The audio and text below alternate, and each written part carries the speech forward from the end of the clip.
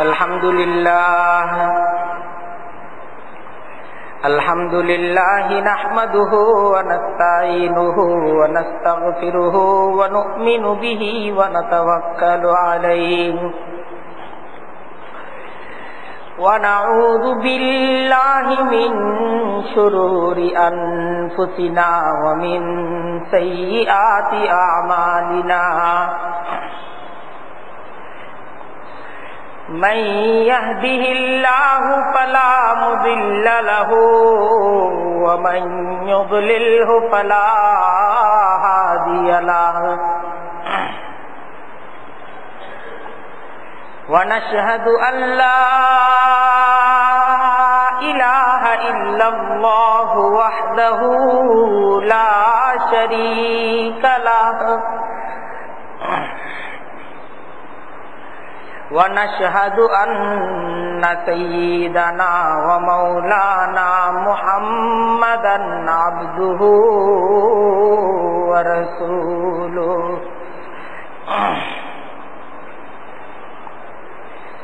أما بعد فأعوذ بالله من الشيطان الرجيم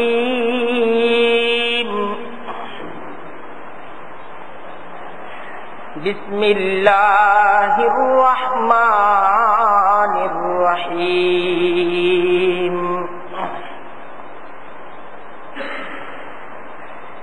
إن الدين عند الله الإسلام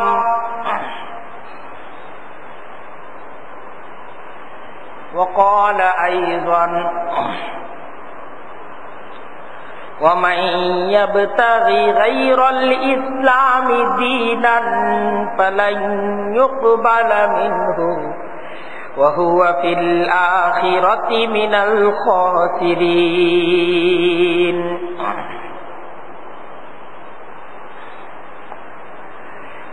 صدق الله العظيم وصدق رسوله النبي الكريم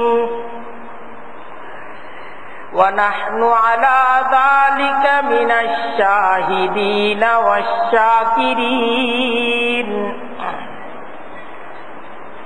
والحمد لله رب العالمين سبحانك لا علم لنا إلا ما علمتنا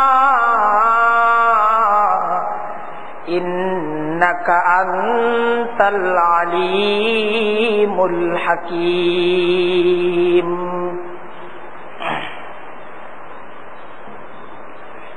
আল্লাহ তাআলার দরবারে সীমাহীন শুকরিয়া আদায় করতেছি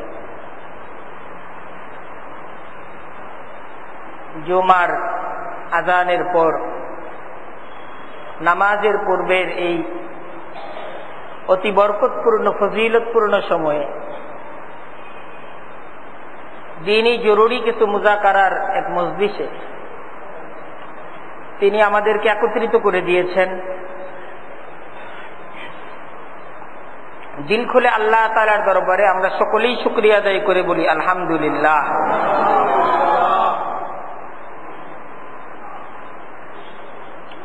সময় খুব দ্রুত গড়িয়ে যাচ্ছে, খুব দ্রুত দিনগুলো চলে যাচ্ছে। এত দ্রুত দিনগুলো চলে যাচ্ছে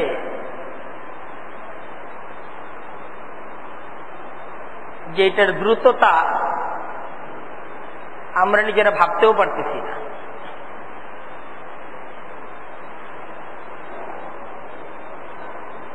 সকাল থেকে দুপুর হচ্ছে, দুপুর থেকে বিকাল হচ্ছে, দিন শেষ হচ্ছে তো রাত আসতেছে।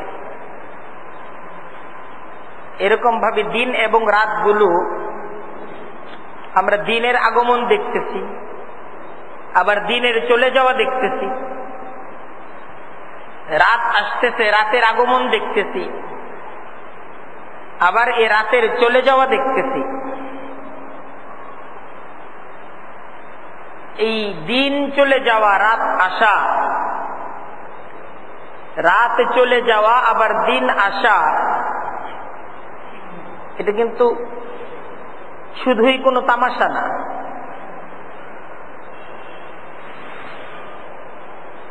এটা শুধুই কোনো তামাশা না, বরং এই দিন আর রাত এটার আসা যাওয়ার মাধ্যমে এই পৃথিবীতে আমার আপনার জন্য যে জীবনটা বরাদ্দ ছিল, আমার আপনার যে হায়াতটা এই পৃথিবীতে আল্লাহ তাআলার তরফ থেকে বরাদ্দকৃত আছে, প্রতি মুহূর্ত আমার আপনার হায়াতটা চলে যাচ্ছে।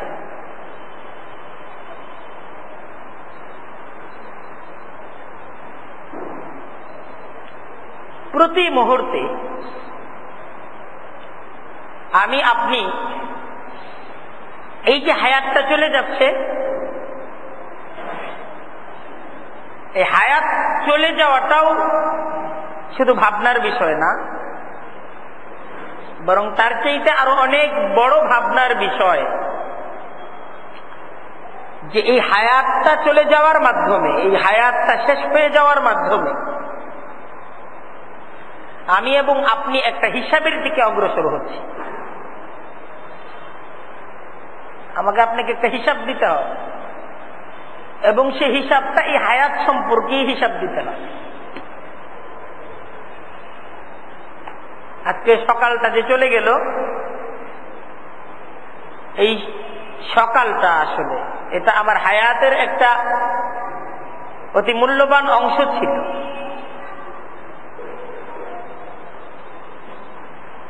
এই অংশটা যে আমার থেকে আজকে বিদায় নিল, এই অংশ থেকে আমি কি অর্জন করেছি, এটাই হিসাব দিতে হবে আমাকে।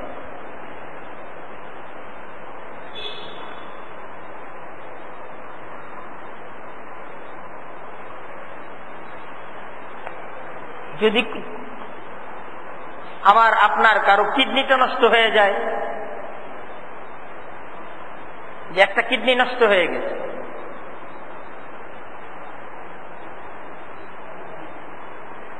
অথবা একটা চোখ নষ্ট হয়ে গেছে, একটা কান, এই কানে শোনা যাচ্ছে না, একটা পা, এই পাটা ভেঙে গেছে,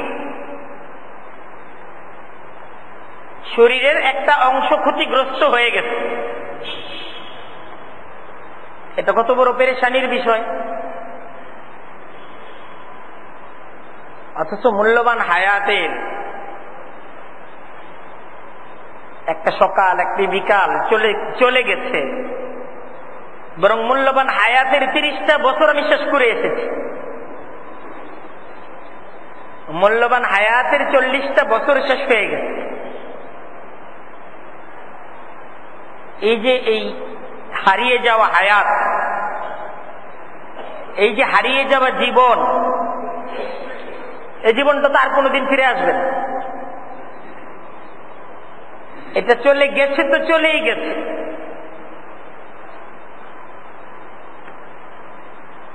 তো এই মূল্যবান জীবনটাকে, হায়াতের এই মূল্যবান অংশটাকে কি কাজে আমি ব্যবহার করেছি এবং আমি কি অর্জন করেছি, কি কামাই করেছি,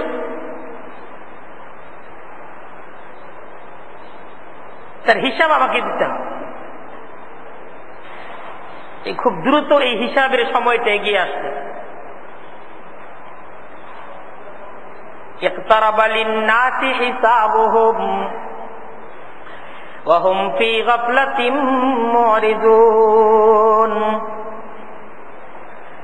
اقترب للناس حسابهم وهم في غفلة معرضون আল্লাহ তাআলা আমাদেরকে সচেতন করতেছেন। ইকতারাবা লিন্নাসি হিসাবুহুম, হে মানুষ, তোমার তো হিসাব দেওয়ার সময়টা ঘনিয়ে আসতেছে। ইকতারাবা লিন-নাসি হিসাবুহুম, ইকতারাবা ঘনিয়ে আসতেছে, খুব নিকটে এসে গেছে। ইকতারাবা শব্দের অর্থ কি? নিকটে এসে গেছে। লিন-নাস, হে মানুষ, তোমাদের খুব নিকটে এসে গেছে। হিসাবুহুম, তাদের হিসাব দেওয়ার সময়টা তো খুব নিকটে এসে গেছে। ওয়াহুম মুরিদুনা ফি গাফলাতিন ওয়াহুম ফি গাফলাতিন মুরিদুন। আল্লাহ বলছেন, অথচ মানুষের অবস্থা, সে এই ব্যাপারটাই উদাসীনতার মাঝে এসে এই বিষয়টা সম্পর্কে মনোযোগ দিচ্ছে না। ওয়াহুম মুরিদুনা, অথচ সে মনোযোগ দিচ্ছে না, এই কাজটার প্রতি মনোযোগ দিচ্ছে না, এই বিষয়টাতে সে মনোযোগ দিচ্ছে না। ফি গাফলাতিন, সে গাফলতির মাঝে, উদাসীনতার মাঝে পড়ে আছে। অথচ এটা তার অনেক বড় ভাবনার বিষয়, এটা উদাসীন থাকার মতো বিষয় না।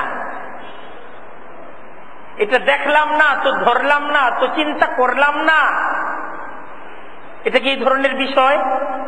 আরে বলেন, এটা কি এই ধরনের বিষয়? বরং এটা কঠিন ভাবনার বিষয়।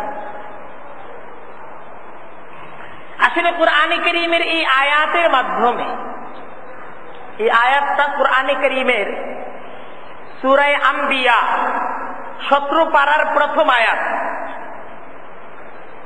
ইকতারাবা লিন-নাসি হিসাবুহুম ওয়া হুম ফি গাফলাতিন মুরিদুন। মানুষের জন্য তার হিসাব দেওয়ার সময়টা কিন্তু ঘনিয়ে এসেছে। ওয়াহুম ফি গাফলাতিন মুরিদুন, অথচ সে বিমুখ, গাফলাতির মাঝে আছে। এই আয়াতের মাধ্যমে আসলে আমাকে আপনাকে সচেতন করা হচ্ছে, আমাকে আপনাকে আহ্বান করা হচ্ছে যে এখনো সময় আছে, সময় এখনো ফুরিয়ে যায়নি, এখনো তুমি সচেতন হও, এখনো তুমি হুঁশিয়ার হও, এখনো তুমি চিন্তাশীল হও। তোমার হিসাব দেওয়ার সময়টা ঘনিয়ে আসছে।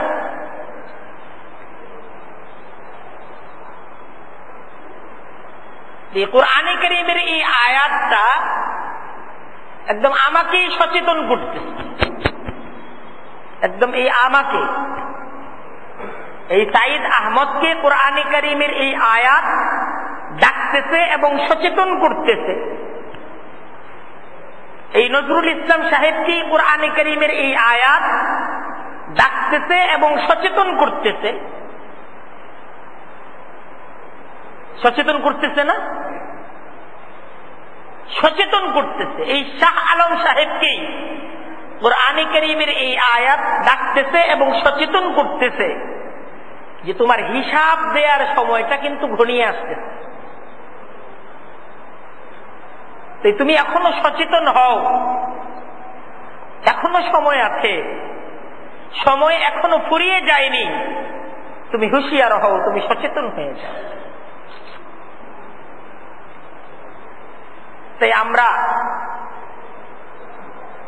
যদি সত্যি আল্লাহ এবং পরকালে বিশ্বাসী হয়ে থাকি, কুরআনে কারীমের এই আয়াতকে সামনে রেখে খুব ঠান্ডা মাথায় আমাদেরকে চিন্তা করতে হবে, আমাদেরকে ভাবতে হবে যে হিসাব তো আমাদেরকে দিতে হবে। আমরা আমাদের জীবনকে কি কাজে পরিচালিত করছি একটু ঠান্ডা মাথায় আমাদেরকে ভাবতে হবে। আমাদের ব্যক্তিগত প্রচেষ্টা, ব্যক্তিগত সাধনা, আমাদের ব্যক্তিগত কাজকর্ম, আমাদের সমষ্টিগত কাজকর্ম, সমষ্টিগত সাধনা, চেষ্টা, আমাদের জাতিগত চেষ্টা, জাতিগত প্রচেষ্টা, এটাকে আল্লাহ তাআলার সন্তুষ্টির দিকে ধাবমান, আমরা কি আমাদের চেষ্টার দ্বারা, আমাদের সাধনার দ্বারা আল্লাহ তাআলার সন্তুষ্টি অর্জন করছি, না আসলে ব্যক্তিগতভাবে, জাতিগতভাবে, সমষ্টিগতভাবে, পারিবারিকভাবে আমরা আমাদের চেষ্টা এবং আমাদের সাধনার দ্বারা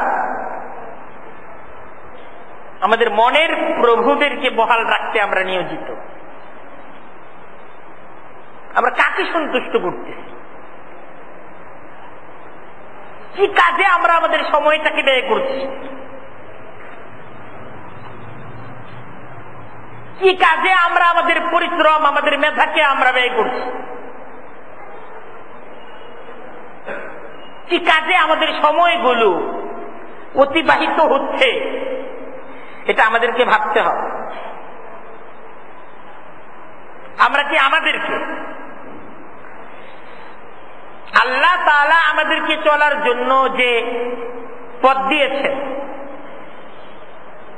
আমাদের জীবন পরিচালনার জন্য আল্লাহ তাআলা আমাদেরকে মনোনীত যে জীবন ব্যবস্থা দিয়েছেন, আমরা কি তার অনুসরণ করছি? না আমরা আসলে আমাদেরকে পথভ্রষ্ট লোকদের অনুসরণে, যাদের উপর আল্লাহ তাআলার গজবের ঘোষণা আছে তাদের অনুসরণে আমরা আমাদেরকে মশগুল করছি? আমাদের সন্তানদেরকে আমরা যে এগিয়ে দিচ্ছি, আল্লাহ তাআলার সন্তুষ্টি অর্জনের পথে এগিয়ে দিচ্ছি, না পথভ্রষ্ট আল্লাহ তাআলার গজবকৃত লোকদের অনুসরণে এগিয়ে দিচ্ছি? খুব দ্রুত এই বিষয়গুলো নিয়ে আমাদের ভাবা দরকার।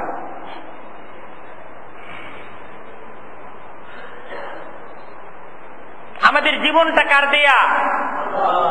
আল্লাহর। 24 ঘন্টায় দিন হয় না? দিন হয় কত ঘন্টায়? এই 24 ঘন্টার 24 ঘন্টাই কার দেয়া?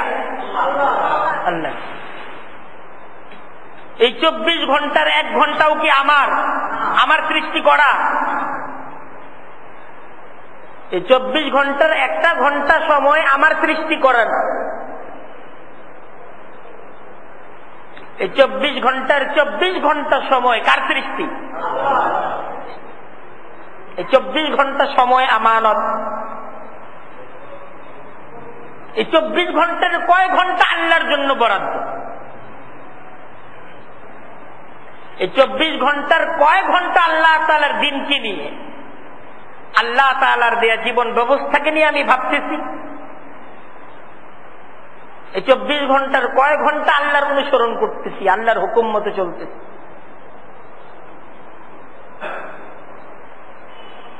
আমাদের সম্পদ কার দেয়া?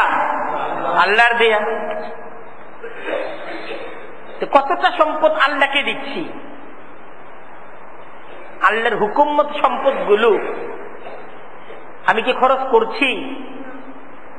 এটা হলো ভাবার বিষয়।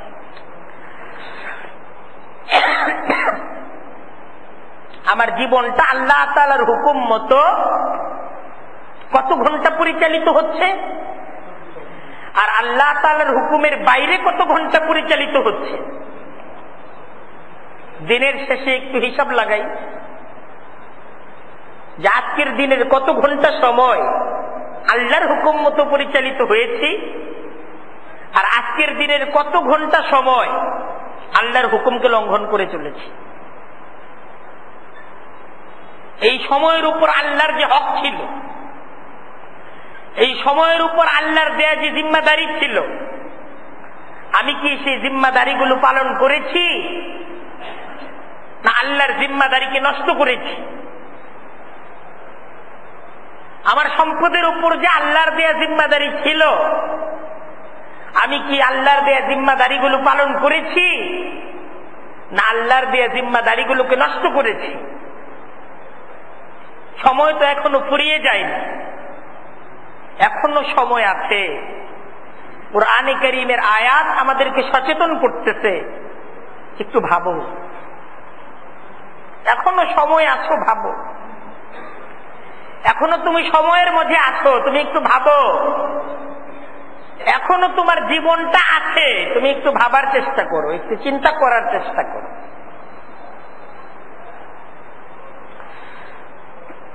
দেখেন, আল্লাহ তাআলার দেয়া কুরআন এবং ইসলামের দাওয়াত এটা পরিষ্কার এবং সুস্পষ্ট দাওয়াত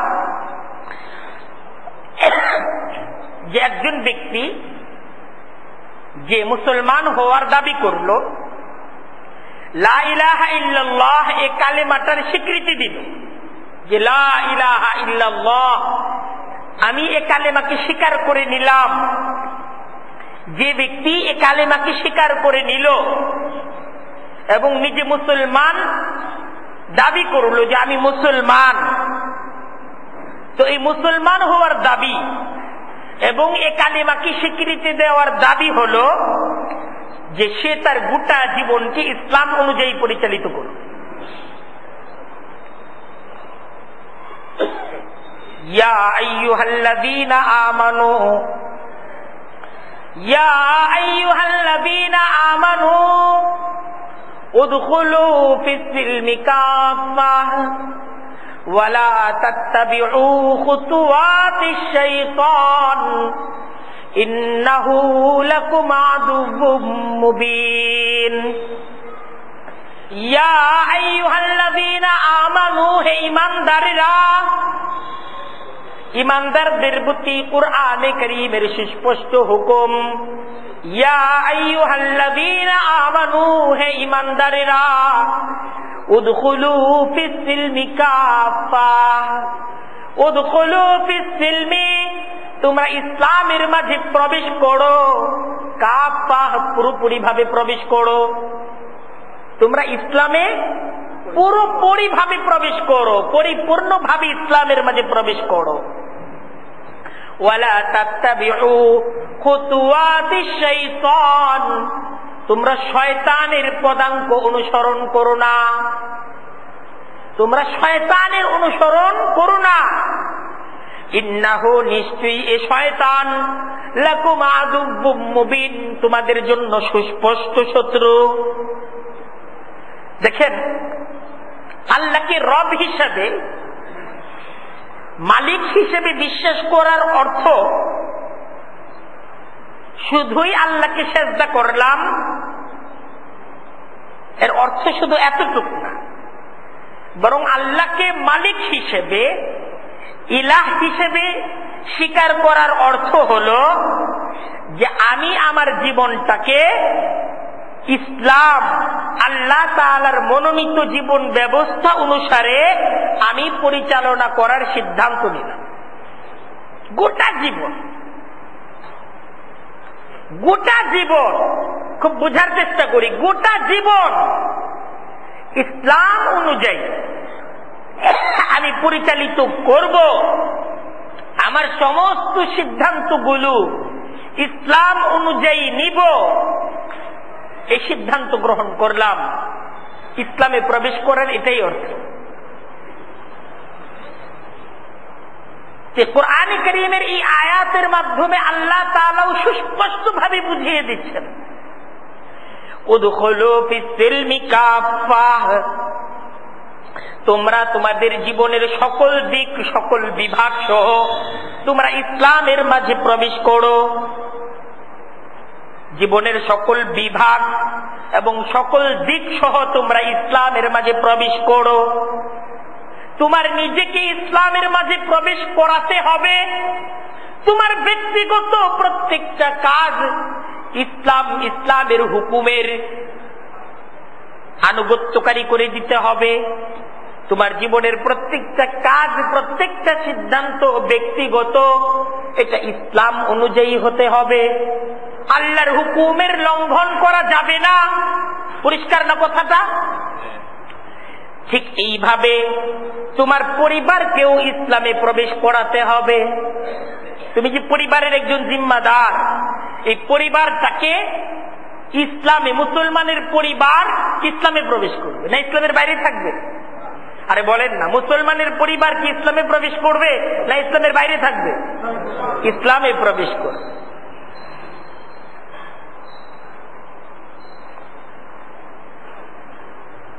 যদি আল্লাহর আর আল্লাহর হেদায়েতের সাথে আমার সম্পর্ক আছে, কিন্তু আমার পরিবারের সম্পর্ক নাই, আমার ব্যক্তিগত সম্পর্ক আছে আল্লাহর সাথে, আমি নামাজ রোজা দান সবটা করি, কিন্তু আমার যে পারিবারিক জীবনটা, আমার যে ঘর সংসার, এই সংসার পরিচালনার ক্ষেত্রে আল্লাহর হেদায়েতের সাথে, আল্লাহর দেয়া জীবন ব্যবস্থার সাথে এর কোনো সম্পর্ক নাই। আমার ব্যক্তিগত, আমার উপর আল্লাহ তাআলার হুকুম আছে নামাজ পড়ো, আমি নামাজ পড়ি। আমার উপর হুকুম আছে তুমি মিথ্যা বলবা না, আমি মিথ্যা বলি না। আমার উপর হুকুম আছে গীবত করবা না, আমি গীবত করি না। কিন্তু আমার যে একটা পরিবার আছে, পরিবারের মাঝে স্ত্রী আছে, সন্তান আছে, বাবা মা আছে, তাদেরকে নিয়ে যে আমার পরিবার, এই পরিবারকে নিয়ে যে আমি বসবাস করি, এই পরিবারটা আল্লাহ তাআলার দ্বীন অনুযায়ী, আল্লাহ তাআলার দেয়া জীবন ব্যবস্থা অনুযায়ী পরিচালিত হয় না। অথচ কোরআনের হুকুম উদখুলু, উদখুলু, দেখেন উদখুলু বহু বচন, জমার সিগা। উদখুলু, তোমরা সবাই সকলেই প্রবেশ করো। এটা তো বলা হয় না যে তুমি একা প্রবেশ করো, বলা হয়েছে তোমরা সকলেই প্রবেশ করো, অর্থাৎ তোমাকেও প্রবেশ করতে হবে, তোমার স্ত্রীকেও প্রবেশ করতে হবে, তোমার সন্তানকেও প্রবেশ করতে হবে, তোমার বাবা মা তাদেরকেও প্রবেশ করতে হবে। উদখুলু, তোমরা সকলেই প্রবেশ করো। ফিসসিলমি, ইসলামে প্রবেশ করো। কাফা, একদম পুরোপুরি ভাবে, অর্থাৎ সকলেই পুরোপুরি ভাবে ইসলামে প্রবেশ করো, আংশিক না যে আমি আংশিক প্রবেশ করলাম। আমার পরিবারের মাঝে আংশিক ইসলাম আছে আর আংশিক নাই, এটা হওয়া যাবে? কোরআনের হুকুমটা কি? একদম পুরোপুরি পুরোপুরি প্রবেশ কর। এখন দেখেন, আমার এবং আমার পরিবারের জীবন পরিচালনার সম্পর্কটা যদি আল্লাহর সাথে না হয়, আল্লাহর দেয়া জীবন ব্যবস্থার সাথে না হয়, তাহলে এই পরিবারটা বা আমি জীবনের যেই ক্ষেত্রে আল্লাহ তাআলার হুকুমের বাইরে, ঠিক আমি এবং আপনি জীবনের সেই ক্ষেত্রে শয়তানের অনুসরণের মাঝে লিপ্ত।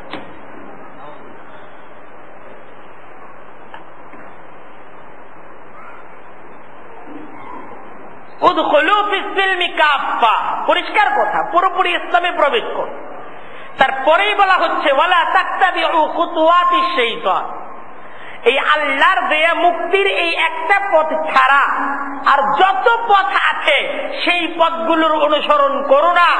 কারণ এই একমাত্র মুক্তির পথ ইসলাম ছাড়া, আল্লাহ তাআলার দেয়া এই একমাত্র জীবন ব্যবস্থা ইসলাম ছাড়া বাকি আরো যত ধরনের কালচার, যত ধরনের সভ্যতা, যত ধরনের সিস্টেম আছে, এই সমস্ত সিস্টেমগুলো শয়তানের তৈরি করা।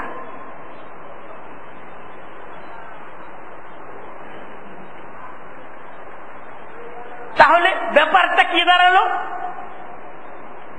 যে ব্যক্তিগতভাবে আমি তো আল্লাহর অনুসারী, আল্লাহকে সিজদা করি, আল্লাহর হুকুম মানি, কিন্তু আমি যখন পরিবারের একজন ব্যক্তি, আমার পরিবার আল্লাহকে মানে না। মানে কাকে? আরে মানে কাকে? শয়তানকে।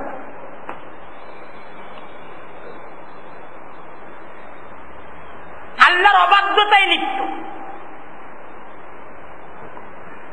পরিবারকে আমি ছেড়ে দিলাম, ঠিক আছে তোমরা তোমাদের মতো চলো, তোমরা চাচ্ছ এই অনুষ্ঠান করতে চাচ্ছ করো, আমি নাই, আমি আলাদা হয়ে গেলাম। যে আমি টাকা টোকা দিয়ে দিছি, আমার কাছে যা চাইছে দিয়ে দিছি, আমি তাদের সাথে নাই, আমি তাদের থেকে দূরে সরে আসলাম বা থাকলাম। তারাই আয়োজন করলো, তারাই উৎসব করলো, তারা তাদের মতো সমস্ত কিছু করল। অথচ কোরআনের হুকুম সকলকেই ইসলামে প্রবেশ করতে হবে।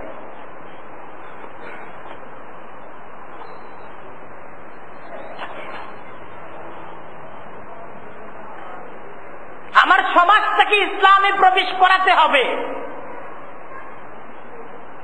ইমানদারদের প্রতি এটা আল্লাহ তাআলার হুকুম। ইয়া আইয়ুহাল্লাযীনা আমানু, হে ইমানদারেরা, উদখুলু, তোমরা সবাই প্রবেশ করো, সমাজে তোমরা যারা আছো তোমরা সবাই প্রবেশ করো। ফিসসিলমি কাফা, পরিপূর্ণভাবে ইসলামের মাঝে প্রবেশ করো। ব্যক্তিগতভাবে আমরা সবাই ইসলামকে পালন করি, কিন্তু যখন আমরা আর একা থাকি না, আমরা সবাই যখন একতাবদ্ধ হয়ে যাই, আমরা যখন এখন সমাজের জিম্মাদার, সমাজের দায়িত্বশীল, তখন আল্লাহর আনুগত্য করাটাকে আমরা জরুরি মনে করি না। তাহলে আমরা কার আনুগত্য করি?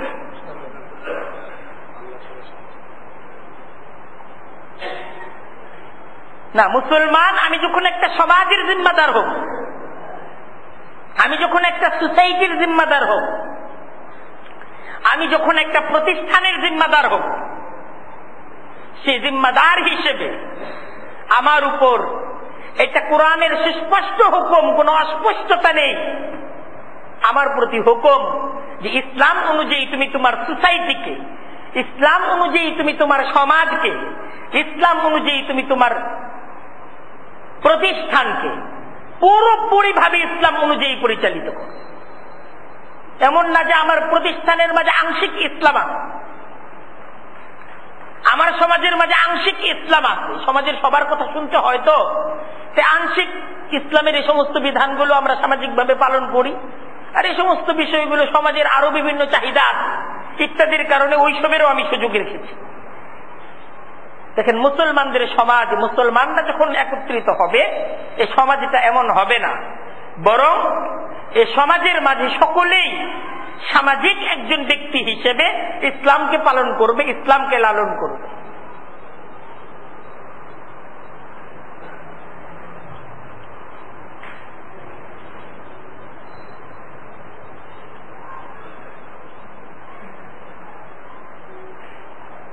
লা ইলাহা ইল্লাল্লাহ, আল্লাহর সাথে বান্দার যে এই কালেমার একটা অঙ্গীকার, একটা কমিটমেন্ট, এটার অর্থ শুধু ব্যক্তিগত কাজকর্মের সাথেই সম্পৃক্ত না, বরং এই অঙ্গীকারের সম্পর্ক মুসলমান যখন একটা পরিবারের ব্যক্তি হবে তখনও, মুসলমান যখন একটা সমাজের ব্যক্তি হবে তখনও, মুসলমান যখন একটা শিক্ষা প্রতিষ্ঠানের কর্ণধার হবে তখনও, মুসলমান যখন হাট বাজারে যাবে তখনও, মুসলমান যখন দেশ পরিচালনা করবে তখনও, মুসলমান যখন আইন তৈরি করবে তখনও, সর্বক্ষেত্রে মুসলমান তো তার এই অঙ্গীকারের পরিচয় দিবে, লা ইলাহা ইল্লাল্লাহ, আমি এক আল্লাহকেই প্রভু হিসেবে মানি, আমি আল্লাহ ছাড়া আমার আর কোনো প্রভু নেই।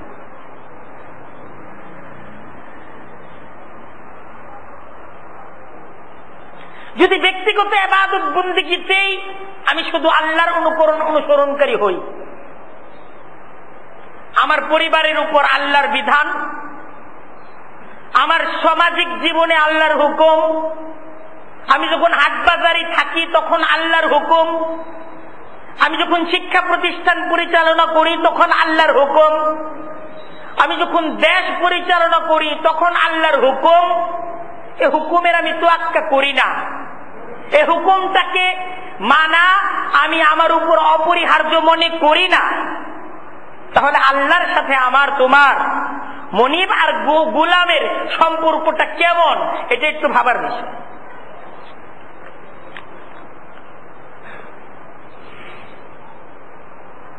আল্লাহকে যদি আমি প্রকৃত অর্থেই প্রভু মেনে থাকি, সত্যিকার অর্থেই আমি যদি বলে থাকি লা ইলাহা ইল্লাল্লাহ, তাহলে সব সময় সর্বাবস্থায় সকল ক্ষেত্রেই আল্লাহ আমার প্রভু।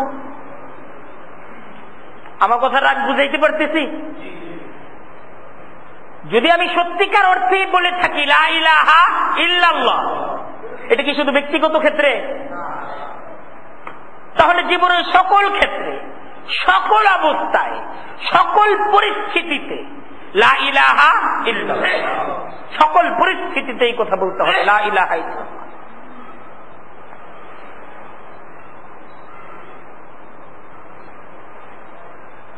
আমি যখন একা একা থাকবো তখন আমি যেমন আল্লাহর বান্দা, লা ইলাহা ইল্লাল্লাহ।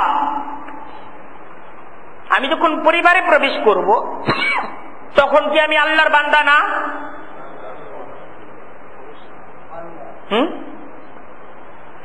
তখন কি আমি আল্লাহর বান্দা না? তখনও তো আমি আল্লাহর বান্দা।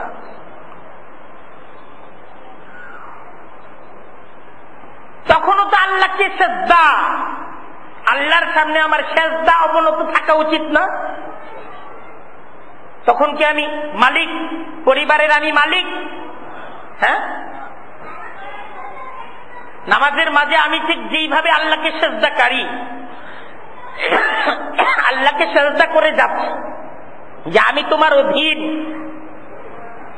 পরিবার পরিচালনার সময়ও তো আমাকে বলতে হবে যে আমি আল্লাহ তোমার অধীন, আমি আল্লাহ তোমার অধীন। মসজিদের নামাজের মাঝে আমি ঠিক যেমন আল্লাহর অধীন, আমি এখন কারোর সাথে কথা বলি না, নিষেধ।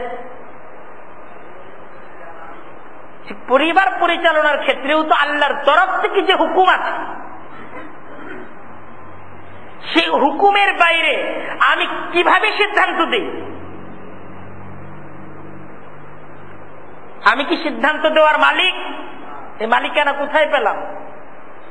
কে দিল এই মালিকানা? এই মালিকানার সনদ কোথায় যে তুমি সিদ্ধান্ত নিতে পারবে আল্লাহর হুকুমের মোকাবেলায়? যদি সবাই চায়, এই সনদ তো ইসলাম মুসলমানকে দেয় নাই, দিছে? হ্যাঁ, এই সনদ দিছে। এই সনদ গণতন্ত্র দিছে, গণতন্ত্র এই সনদ দিছে। যদি সবাই চায় তাহলে রাষ্ট্র সিদ্ধান্ত, সবাই চাইলে রাষ্ট্র সে সিদ্ধান্ত দিবে। গণতান্ত্রিক পরিবার ওটা ইসলামী পরিবার না, যে পরিবারের সবার মতে পরিবারের কর্তা সে সিদ্ধান্ত দেয়, সে পরিবারটাকে একটা গণতান্ত্রিক পরিবার বলা যেতে পারে, কিন্তু সে পরিবারটাকে ইসলামী পরিবার বলা যাবে। যে সমাজে সবাই যা চায়, সমাজের জিম্মাদাররা সে সিদ্ধান্ত আরোপ করে, সবাই চাওয়া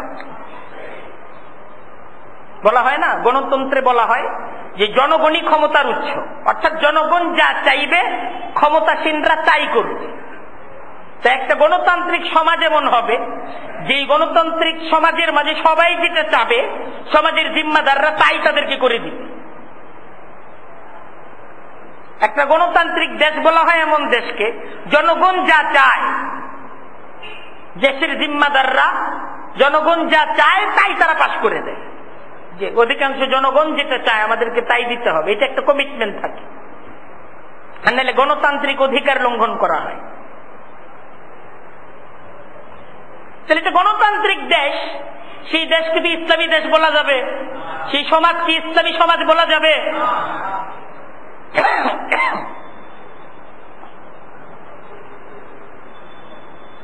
ইসলামী পরিবার তো সেই পরিবার যে পরিবার আল্লাহর আইন অনুযায়ী পরিচালিত হয়, আল্লাহর দেয়া বিধান অনুযায়ী সবাই তাদেরকে পরিচালিত করে। ইসলামী সমাজ, সে সমাজের জিম্মাদার তারা আল্লাহ তাআলার আইন অনুযায়ী, আল্লাহ তাআলার বিধান অনুযায়ী তাদের সমাজকে পরিচালিত করবে। আল্লাহ তাআলার বিধান অনুযায়ী সমাজকে পরিচালিত করবে, সমাজের চাওয়া অনুযায়ী সমাজকে পরিচালিত করবে? সমাজের চাওয়া অনুযায়ী সমাজ পরিচালিত করবে না। যে সমাজে চায় তাই আমি সিদ্ধান্ত দিলাম, এই সিদ্ধান্ত দেওয়ার ক্ষমতা একজন মুসলমান হিসেবে ইসলাম তো তোমাকে দেয় নাই, এ ক্ষমতা তুমি কোথায় পেলে?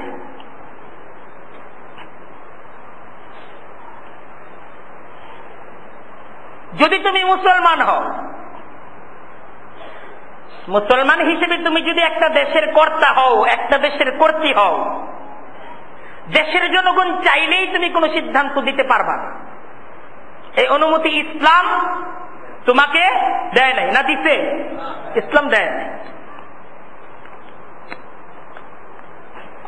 সেই মুসলমান তার জীবনের সর্বক্ষেত্রে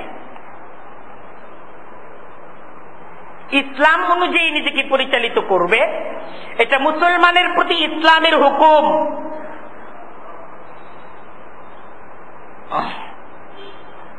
এই ইসলামের এই হুকুমটা সুস্পষ্ট, খুব সুস্পষ্ট হুকুম।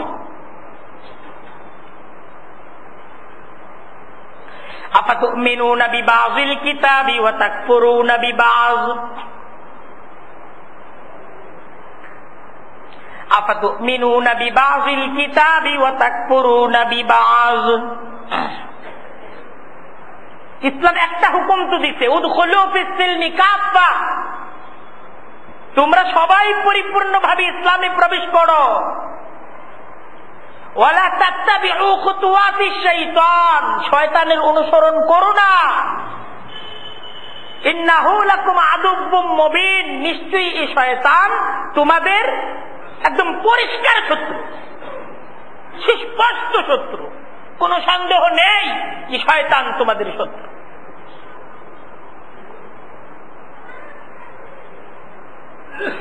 তাই একজন ব্যক্তিকে শয়তানের সুস্পষ্ট শত্রুতা থেকে বাঁচতে হলে তাকে পরিপূর্ণ ইসলামে প্রবেশ করতে হবে। সে যদি পরিপূর্ণভাবে ইসলামে প্রবেশ না করে জীবনের সকল বিভাগ, সকল দিক সহ সে যদি ইসলামে প্রবেশ না করে, তাহলে বুঝতে হবে তার জীবনের কিছু দিক, কিছু বিভাগ, এটা শয়তান তার চক্রান্ত দ্বারা এটাকে শয়তান এটার মাঝে প্রবেশ করেছে। মুসলমানের জীবনের যে বিভাগ এটা ইসলামের বাইরে, মুসলমানের জীবনের সেই বিভাগটা শয়তানের কর্তৃত্বে। খুব বুঝার চেষ্টা করি,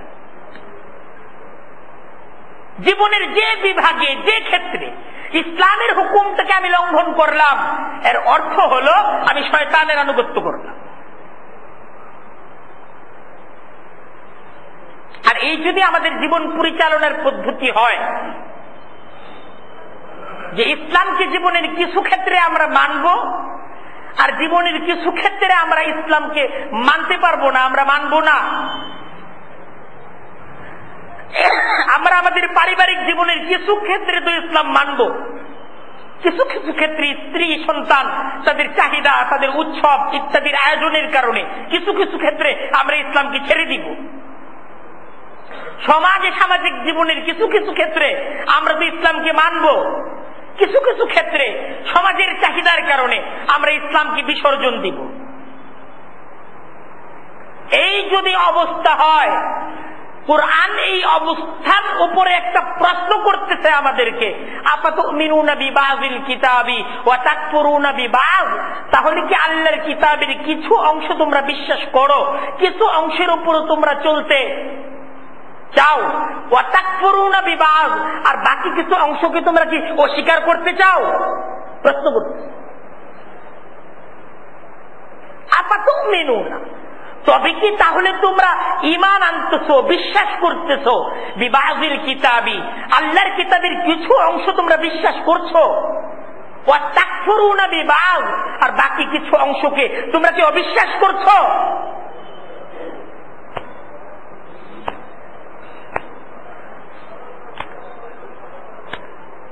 ঈদ যখন আসবে ইসলাম মানবো, রমজান যখন আসবে ইসলাম মানবো, মসজিদে যখন আসতে হবে, নামাজ পড়তে হবে, ইসলাম মানবো। কিন্তু এই ইসলাম আমার পরিবারের উপর, আমার আমার আমার সমাজের উপর, আমার রাজনীতির উপর, আমার অর্থনীতির উপর, আমার হাট বাজারের উপর এই ইসলামকে আনবেন না, ইসলামকে চাপিয়ে দিবেন না। তাহলে আমার পরিবার আল্লাহ দ্রোহিতার উপর প্রতিষ্ঠিত, আমি সে জায়গায় আল্লাহকে ইলাহ হিসেবে মানছি না, আল্লাহর প্রভুত্বকে সে জায়গায় আমি স্বীকৃতি দিচ্ছি না, সে জায়গায় আমি নিজেই প্রভু সেজে বসেছি। আমার সমাজে আল্লাহর প্রভুত্ব মানছি না, এক হলে নিজে প্রভু সেজেছি, অথবা অন্য কাউকে প্রভু বানিয়ে তাকে সমাজের প্রভু হিসেবে তৈরি করার জন্য আমি আমার শ্রম, আমার মেধাকে আমি ব্যয় করছি।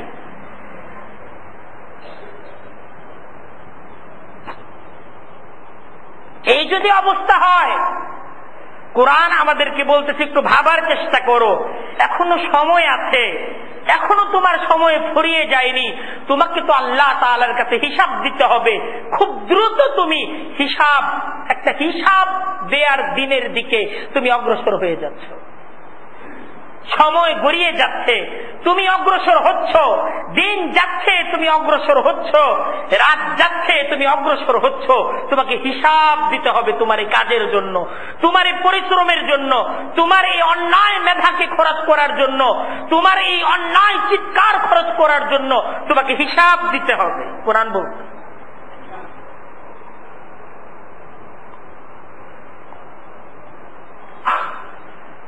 আফাতুমিনুনা বিবাযিল কিতাবি ওয়া তাকফুরুনা বিবায, তোমরা কি আল্লাহর কিতাবের কিছু অংশ মানো, ওয়া তাকফুরুনা বিবায, আর আল্লাহর কিতাবের কিছু অংশকে তোমরা কি অবিশ্বাস করো, কিছু অংশকে তোমরা কি অবিশ্বাস করে ফেলেছো। আল্লাহ নিজেই প্রশ্ন করতেছেন, ফামা জাযাউ মান ইয়াফআলু যালিকা মিনকুম ইল্লা খিজিয়ুন ফিল হায়াতিদ দুনিয়া। যারা আল্লাহর সাথে মান ইয়াফআলু যালিকা মিনকুম, তোমাদের মাঝে যারা আল্লাহর সাথে এমন আচরণ করবে, মান ইয়াফআলু যালিকা মিনকুম, তোমাদের মাঝে যারা আল্লাহর সাথে আল্লাহর কিতাবের সাথে এমন আচরণ করবে, ফামা জাযাউ, তোমরাই বলো তার প্রতিদান কি হতে পারে। ইল্লা খিজিয়ুন ফিল হায়াতিদ দুনিয়া, দুনিয়ার জীবনের লাঞ্ছনা ছাড়া। আল্লাহ নিজে ফলাফল বলে দিচ্ছেন যে এই কাজের প্রতিদান দুনিয়ার জীবনে লাঞ্ছনা। যারা আল্লাহর সাথে আচরণ করবে তারা দুনিয়ার জীবনে লাঞ্ছনা পাবে, তাদের উপর লাঞ্ছনা চাপিয়ে দেওয়া হবে। পরিবারের মাঝে দিন প্রতিষ্ঠা করবা না, সন্তানদেরকে দিন শিক্ষা তুমি দিবা না, এই সন্তান এই পরিবারের মাধ্যমেই তুমি লাঞ্ছিত হবে। এই সন্তান তোমাকে লাঞ্ছিত করবে, এই পরিবার তোমাকে লাঞ্ছিত করবে। তুমি যদি তোমার সমাজ দিন প্রতিষ্ঠা না করো, আল্লাহর কোরআন পরিষ্কার বলতেছে এই সমাজ তোমাকে লাঞ্ছিত করবে। তুমি সমাজপতি আজকে, কালকে এই সমাজ তোমাকে নেতৃত্বের আসন থেকে টেনে নামিয়ে তোমাকে লাঞ্ছিত করবে। তুমি সম্মান পাবে না, এই নেতৃত্ব তোমাকে সম্মান দিতে পারবে না। যেহেতু তুমি নেতৃত্ব পেয়ে ভুল পথে এই নেতৃত্বকে তুমি পরিচালিত করেছো, তোমার আখের তোমার পরিণতি ভালো হবে না। এটা কোরআনের কথা, ভালো হবে না। তুমি দেশ পেয়েছো পরিচালনা করার জন্য, করো। যদি আল্লাহর হুকুম মতো পরিচালিত না করো, তুমি সম্মান পাবে না, তুমি সম্মান পাবে না। আল্লাহর তরফ থেকে লাঞ্ছনা চাপিয়ে দেওয়া হবে তোমার উপর। ফামা জাযাউ মান ইয়াফআলু যালিকা মিনকুম, তোমাদের মাঝে যারা এমন আচরণ করবে, আল্লাহর কিতাবের কিছু অংশ মানবে তো আর কিছু অংশকে অবিশ্বাস করবে, তোমাদের মাঝে যারা এমন আচরণ আল্লাহর সাথে করবে, আল্লাহর কিতাবের সাথে করবে, ফামা জাযাউ, কি প্রতিদান হবে তাদের, ইল্লা খিজিয়ুন ফিল হায়াতিদ দুনিয়া। আল্লাহ বলতেছেন তাদের শাস্তি তো এটা হওয়া চাই যে দুনিয়ার জীবনে তাদেরকে লাঞ্ছিত করা হবে।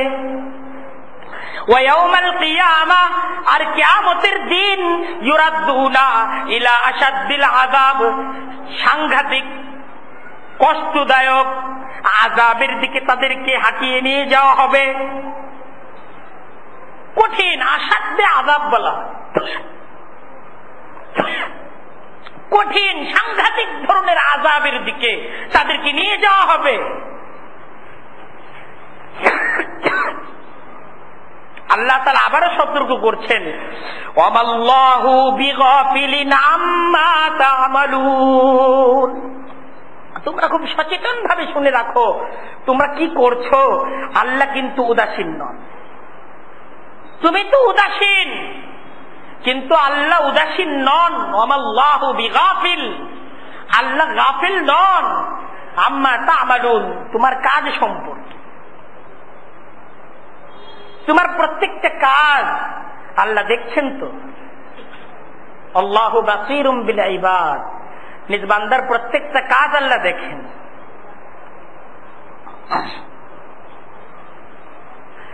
এই দেখেন কুরআনে কারীমের প্রত্যেকটা আয়াতের দাওয়াত পরিষ্কার, কোনো অস্পষ্টতা নেই, কোনো অস্পষ্টতা নেই।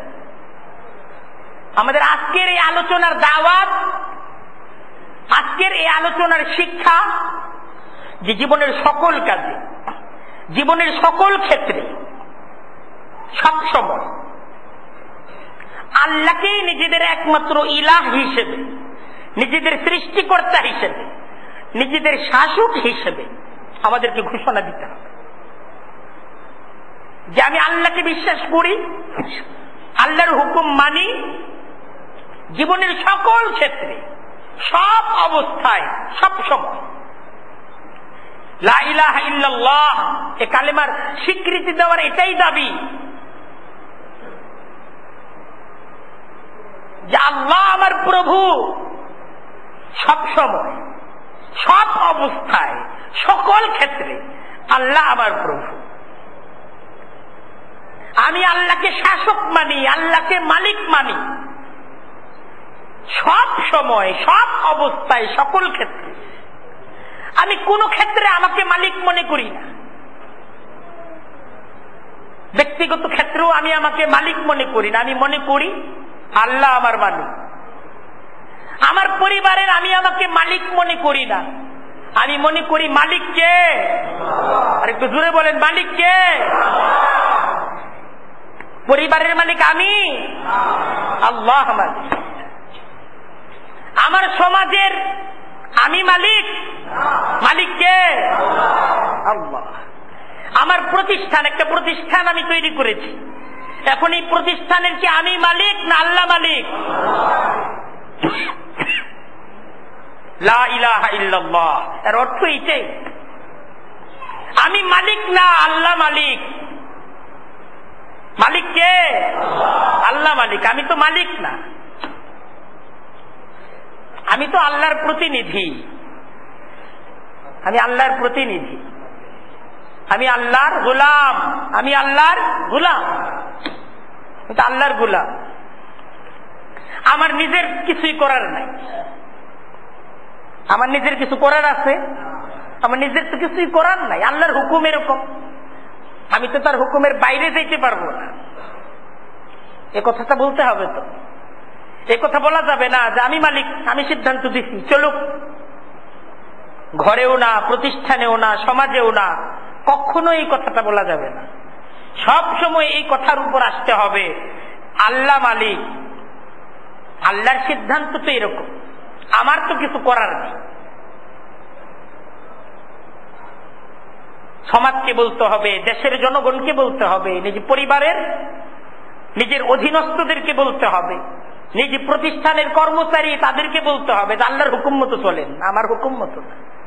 আল্লাহকে ভয় করেন, আমাকে ভয় করার কিছু নেই।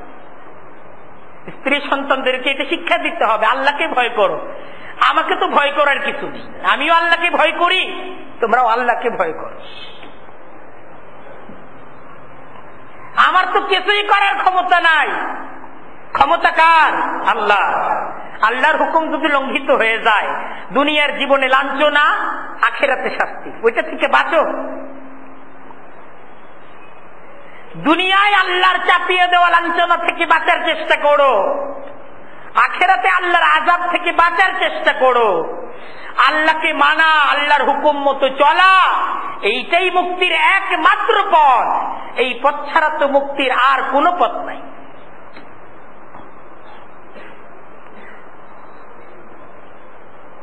আজকে এই সিদ্ধান্ত নিতে হবে, আসলে এইটাই, এই সিদ্ধান্ত নেওয়া ছাড়া বাঁচার কোনো উপায় নাই।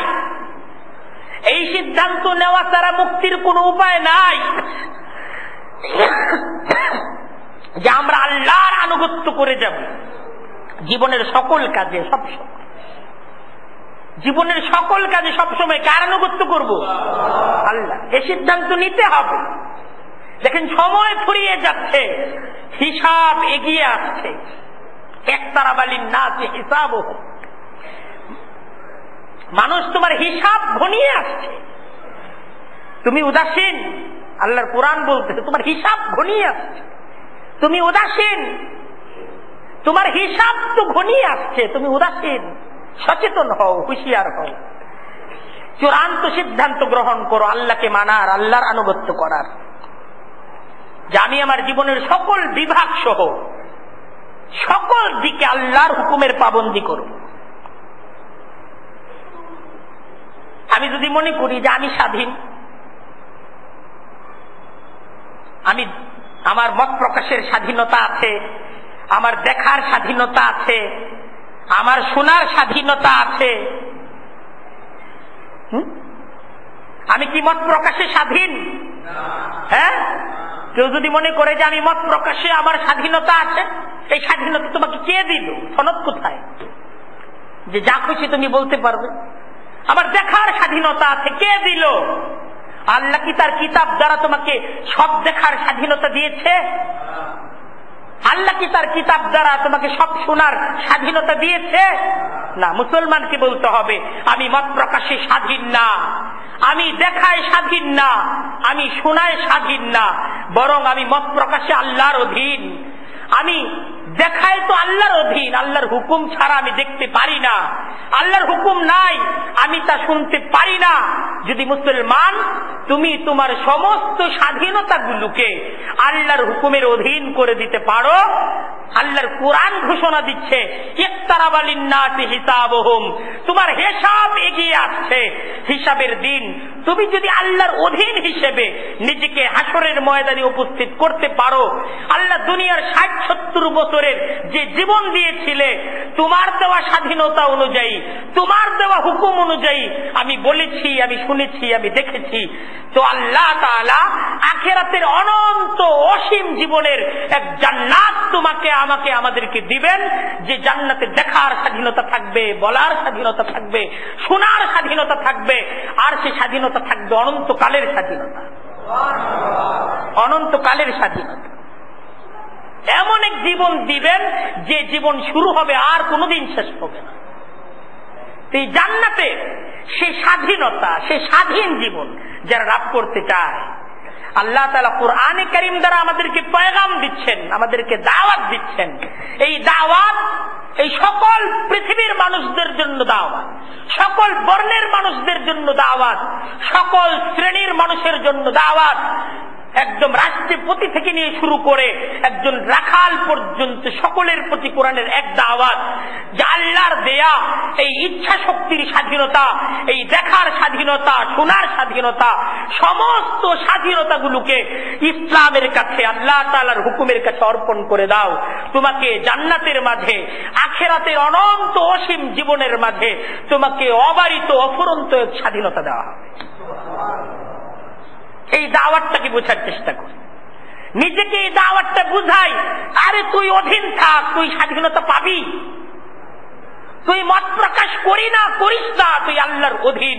যদি আল্লাহর অধীন তুই থাকতে পারিস, তুই মত প্রকাশের স্বাধীনতা পাবি। কোথায়? জান্নাত। আল্লাহ তাআলা আমাদের সবাইকে বুঝার, সেই অনুযায়ী আমল করার তৌফিক দান করুক। ওয়া আখিরু দাওয়ানা আলহামদুলিল্লাহি রাব্বিল আলামিন।